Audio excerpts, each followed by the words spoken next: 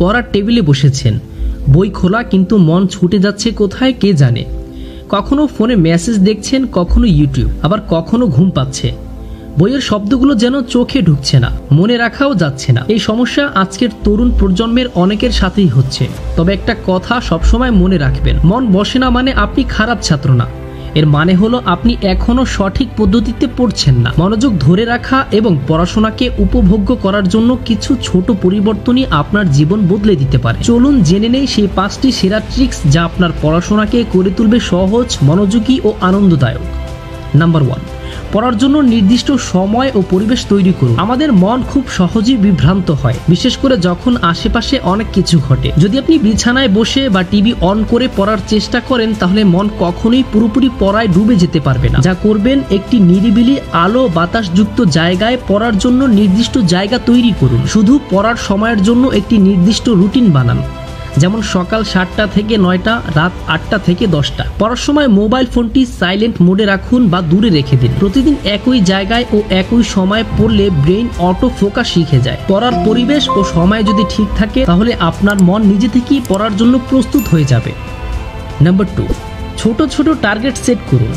Pomodoro technique. অনেক সময় আমরা ভাবি আজ 6 ঘন্টা পড়ব অথবা সারাদিন পড়তেই হবে। এই ধরনের বিশাল টার্গেট আমাদের মনকে ভয় ধরিয়ে দেয়, ফলাফল কিছুই হয় না। পোমোডোরো টেকনিক হলো একটি জনপ্রিয় ফোকাস মেথড, যেখানে আপনি 25 মিনিট পড়বেন, এরপর 5 মিনিট বিরতি নেবেন। এভাবে 4টি সেশন শেষে 15 থেকে 30 মিনিটের বড় বিরতি নেবেন। যা করবেন, একটি টাইমার সেট করুন 25 মিনিটের জন্য। একটানা 25 মিনিট শুধু একটি বিষয়ই পড়ুন। এরপর 5 মিনিট দাঁড়িয়ে হাঁটুন, পানি পান করুন। এটি দিনে অন্তত 4 থেকে 6 বার রিপিট করুন। ছোট সময়ের লক্ষ্য মনকে ক্লান্ত করে না এবং মনোযোগ ধরে রাখতে সাহায্য করে। নাম্বার 3, পড়ার আগে ও পরে নিজের সঙ্গে কথা বলুন। মন যেমন কথা শুনে কাজ করে, তেমনি আপনিও যদি নিজেকে নির্দেশ দেন, তাহলে মন তার মতো কাজ করতে শুরু করে। যা করবেন, পড়ার আগে নিজেকে বলুন, এই 30 মিনিট আমি শুধু পড়ব, মনোযোগ ধরে রাখবো। পড়ার শেষে নিজেকে বলুন, ভালো করেছো, এবার একটু বিশ্রাম নাও। এটা খুব সাধারণ মনে হলেও এই সেলফ টক আপনার ব্রেইনের মধ্যে মোটিভেশন জাগিয়ে তোলে। নিজের মনকে বোঝানোর এই পদ্ধতিটি দারুণ কাজ করে মনোযোগ বাড়াতে।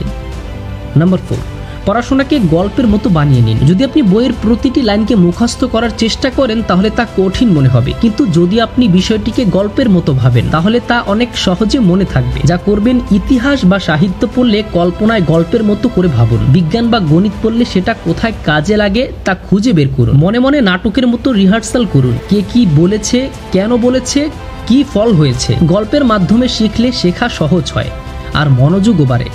নাম্বার 5, নিজেকে রিওয়ার্ড দিন, পুরস্কার দিন। আমরা সবাই পুরস্কার পেতে ভালোবাসি, ছোট হোক বা বড়। আপনি নিজেও যদি নিজেকে ছোট ছোট পুরস্কার দেন, তাহলে মস্তিষ্ক আরো উৎসাহ পাবে। যা করবেন, ঠিক করুন, যদি আমি এই একটা অধ্যায় শেষ করি, তাহলে 15 মিনিট ইউটিউব দেখব। 3টি বিষয় পড়ার পর আমি নিজের জন্য প্রিয় খাবার খাবো। পড়া শেষে নিজেকে দিন একটি পজিটিভ নোট, আমি পারি। পড়াশোনা করতে ইচ্ছে না করলেও এই পুরস্কার আপনাকে অনুপ্রাণিত করবে। তাছাড়াও পড়ায় মন না বসলে যে কাজগুলো করতে পারেন, ব্যায়াম করুন বা হাঁটাহাঁটি করুন। রক্ত চলাচল বাড়লে মন সতেজ হয়। পানি পান করুন, ডিহাইড্রেশন মনোযোগ কমিয়ে দেয়। খাবার খেয়ে পড়ুন, খালি পেটে মন বসে না।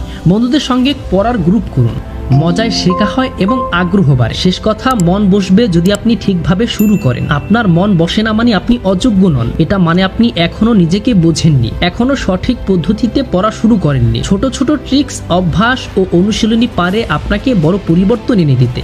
মনে রাখবেন, আপনি পড়তে পারেন, আপনি শিখতে পারেন, আপনি জয়ী হতে পারেন। শুধু দরকার একটু ধৈর্য, একটু পরিকল্পনা আর কিছু উপযুক্ত কৌশল। আজ থেকেই শুরু করুন এই 5টি ট্রিক্স। 1 সপ্তাহ পর নিজেই বুঝতে পারবেন আপনার মন আগের চেয়ে অনেক বেশি একাগ্র হয়েছে। আর হ্যাঁ, কখনো নিজেকে ছোট ভাববেন না। আপনি যথেষ্ট, আপনি পারফেক্ট, আপনি দুর্দান্ত।